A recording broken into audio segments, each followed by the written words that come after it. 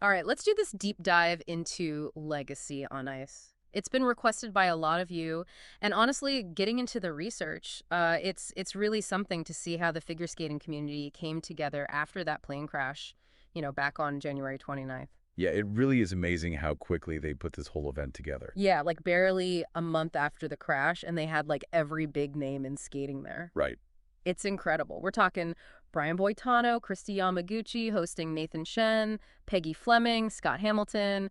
I could go on and on. It was incredible. Yeah. A It was, true, like, who's who of figure skating. yeah, it would have been a dream show for any Finn, but obviously under the saddest circumstances. Yeah, absolutely. And to think like 28 of the 67 victims were actually on their way to the U.S. Figure Skating Championships. I know. It's heartbreaking. It's not just a plane crash. It's a huge loss for this whole, tight-knit community. For sure. So before we really get into the event itself, maybe we should take a step back and talk about the crash itself. The sources mention a mid-air collision between a U.S. Army Black Hawk helicopter and an American Airlines jet over the Potomac River.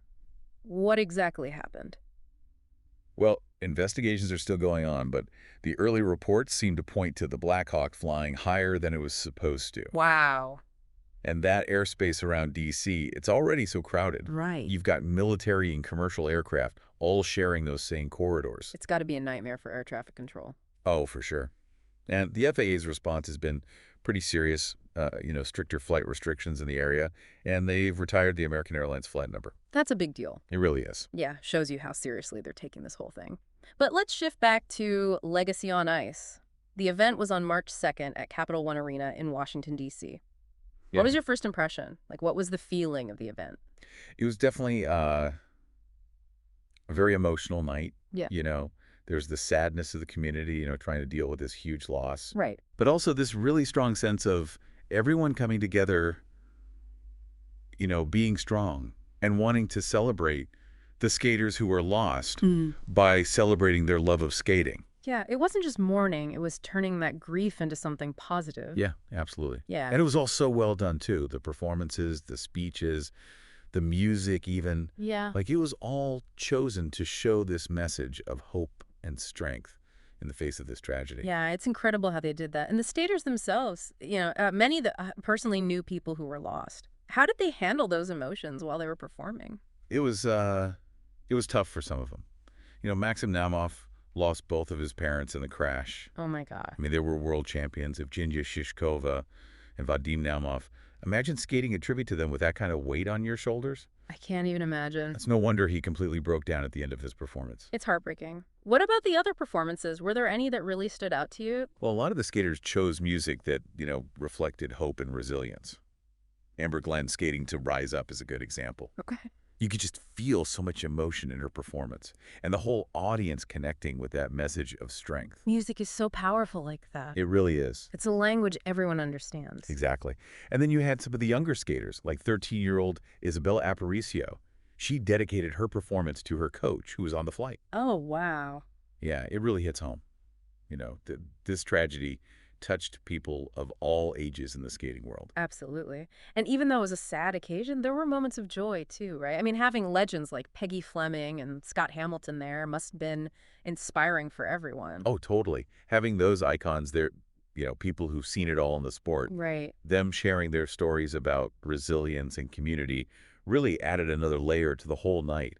It wasn't just about remembering those we lost. It was about showing how strong the figure skating world is, Yeah, and that's what really hit me while going through all this. This event went way beyond just figure skating. It was a message for everybody. Yeah, exactly. About unity and remembrance and resilience. It's like it became this story about how to cope with loss as a community, Yeah. about finding strength when you're grieving together and supporting each other. And it's something we see over and over again, after any kind of tragedy. You're right. Whether it's a natural disaster or an attack or even just losing someone close to you. It's that shared humanity. Yeah, we need to remember that more often, especially these days. But before we get too deep into that, let's talk about some of the specific moments from the event.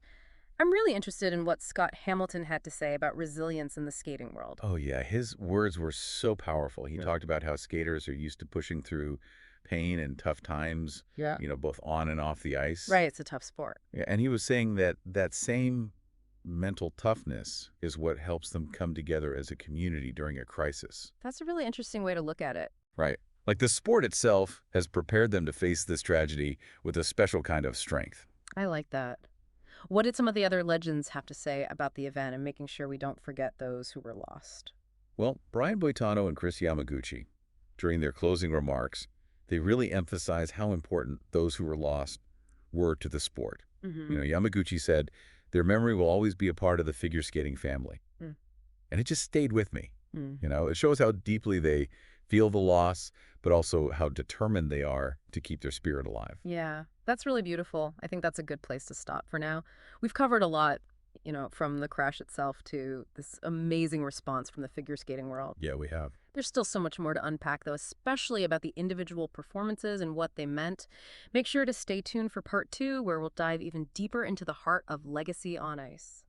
Looking forward to it. When you really look at these individual performances, it becomes even clearer that Legacy on Ice wasn't just about incredible skating. Right, it was about telling stories. Yeah, like really personal stories of loss and love and, just being strong. Like Jason Brown's performance. Uh-huh.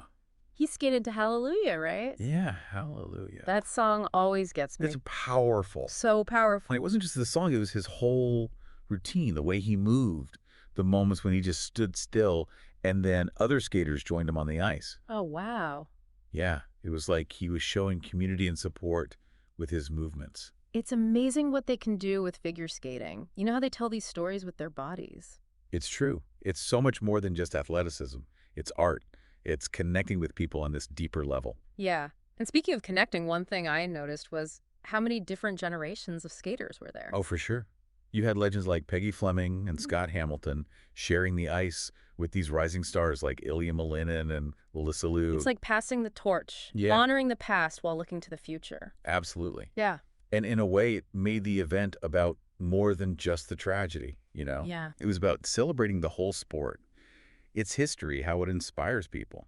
That's a great point. Legacy on Ice became something so much bigger than just the crash that started it. Exactly. It's this reminder that even when terrible things happen, the human spirit can still find a way to be strong, to find meaning. Right. Even when things seem dark, there's always hope. There's always beauty. That's it. You know what's funny? I went into this thinking it'd be all about the skating techniques and how they put on such a big event. Yeah. But what really got me was how emotional it was, how raw the grief was, and just this incredible outpouring of support. That's what I love about these deep dives. Yeah, Sometimes the most unexpected things are what really stick with you. so true. You mentioned earlier that the music choices really helped tell the story of the event. But Besides Amber Glenn's Rise Up and Jason Brown's Hallelujah, were there any other performances that stood out to you because of the music? oh, yeah, definitely. Yeah? Madison Chalk and Evan Bates, they skated to The Swan by Camille Saint-Saëns. Okay, a classic. Yeah. But their choreography really took it to another level. It was all about grace and beauty and kind of facing the fact that everyone dies eventually. Wow. It was a little unexpected for a tribute. Yeah. It was so beautiful and so sad. It really captured that feeling of life being precious and remembering those who are gone. It sounds like they took a familiar piece of music and made it mean something completely new. Exactly. And that's what's so interesting about art. You can take something everyone knows and give it a whole new meaning in the right context. Right, and it also shows how much freedom the skaters had to express their own feelings about the tragedy. Absolutely, it was this collective act of mourning, but each skater had their own way of expressing it. Yeah, and that's what made Legacy on Ice so powerful. Right. We've talked a lot about the skaters and their performances, but we can't forget the people behind the scenes. Right. The organizers, the crew, all the volunteers. It took so much work to put this together. Yeah, it was a huge effort. And it shows how dedicated they were to honoring the victims and helping their families. Yeah, the sources say they raised a lot of money for the families, first responders, and aviation professionals. That's right. And that financial support is so important. But I think Legacy on Ice did even more than that. What do you mean? Well, it started this conversation about aviation safety, Oh, yeah. about the challenges of sharing airspace, Yeah. especially in busy areas like D.C. You mentioned earlier that the FAA already made some changes because of the crash. Right. And we can't know for sure if Legacy on Ice directly caused those changes, but it definitely brought the issue to everyone's attention. Yeah, it's like the event went beyond figure skating and actually helped make things safer for everyone. I think that's a really important point. Even from something so tragic, there could be positive change, growth, and learning. And it can make the world a safer, more caring place. That's a great thought as we move into the last part of our deep dive. Yeah, we've talked about the emotions of the event, the way the music made everything more powerful, and the bigger impact on aviation safety. But what I'm really interested in now is what this all means for the future of figure skating. That's a perfect transition to part three, because Legacy on Ice wasn't just about looking It back. was about the future. Exactly. So stick with us as we wrap up this deep dive and explore the lasting legacy of this incredible event. We've really gotten into the emotional impact of Legacy on Ice, the power of those performances, and even how it started this conversation about aviation safety. But as we wrap up, I keep thinking The about, future of the figure skating community, right? yeah, exactly. Like, do you think going through this will change how they approach competitions training, even just how they interact with each other? It's hard to say for sure. I mean, it's such a huge thing to process, but I don't think anyone could go through something like this and not be changed by it. Especially with some of the victims being young skaters who had so much potential. Right. It's got to be tough for their friends and teammates, Hmm. trying to deal with that loss while still chasing their own dreams. So it's not just about remembering them, it's about keeping their passion alive. Exactly. And that's where legacy comes in.